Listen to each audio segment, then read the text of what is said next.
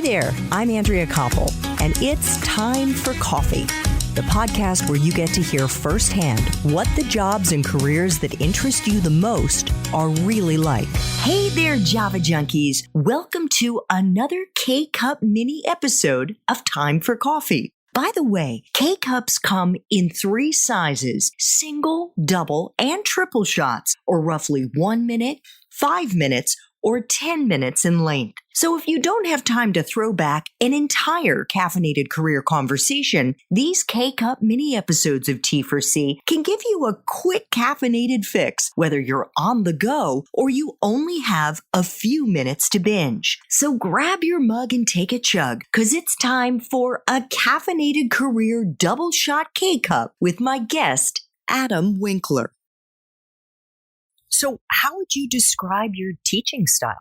And I ask this especially for young listeners who may want to become law professors one day or teach the law in some way or another.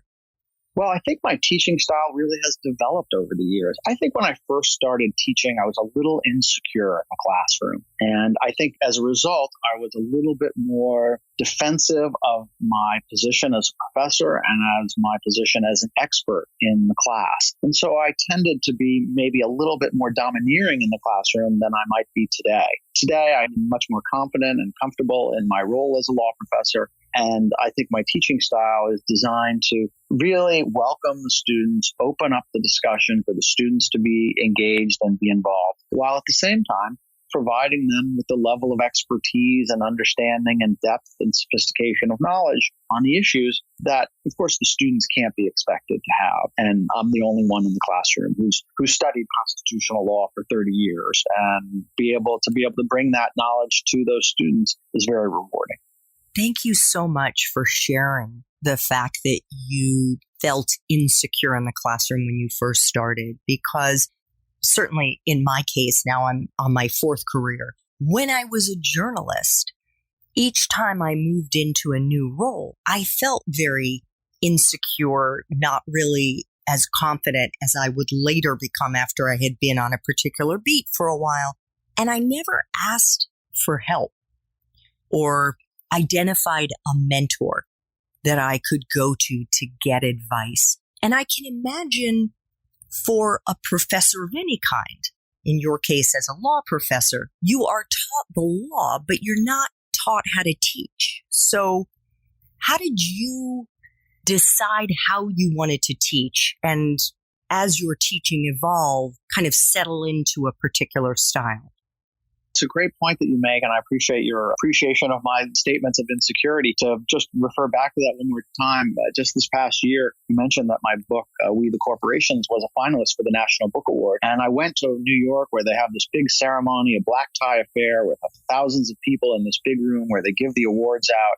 And as I'm sitting there in this room, and all I'm thinking while I'm in that room is, what if everyone finds out that I'm just an imposter? What if everyone realizes at some point during this event that I don't deserve to be here, that my book is not good enough to be one of the books nominated for a National Book Award? And I think the lesson that I took from that was that even when you have great success in your profession, insecurity comes with it. I think that insecurity can actually be a very healthy thing to have in life, so that you don't get overconfident or cocky in what you do. And so I tell people, as you get older, you'll find that almost everybody is a little bit of an imposter. And not to say that they're trying to fool anybody, even someone who claims to have great expertise, there's still plenty they don't know. And so I think it did affect my teaching style. I found it less important over time to insist the students see the world the way I see it, and more open to how they see the world, and to recognize that the issues that we're dealing with in constitutional law class, for instance, many of them are very open-ended, and to, instead of trying to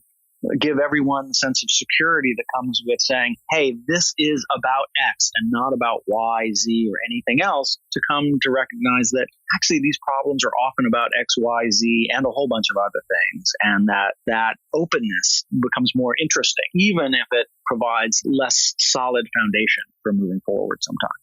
Well, once again, I want to thank you so much for sharing your most recent experience with a sense of insecurity or imposter syndrome. I mean, even in your career, you still have that feeling is just, I think it should be of great comfort to our young listeners, because the fact is you can be a 50-year-old person and still feel, after having decades of experience under your belt, that maybe you're not good enough. And I think I have to say that comes with people who tend to be very type A and overachievers. And I hope you don't feel that way. I hope you don't experience that. I myself have experienced it every step of the way in my career. And I have to share this story with you, Adam, and with our young listeners, that comes from an interview that I did with the president and publisher of Simon & Schuster Adult Publishing, Jonathan Karp.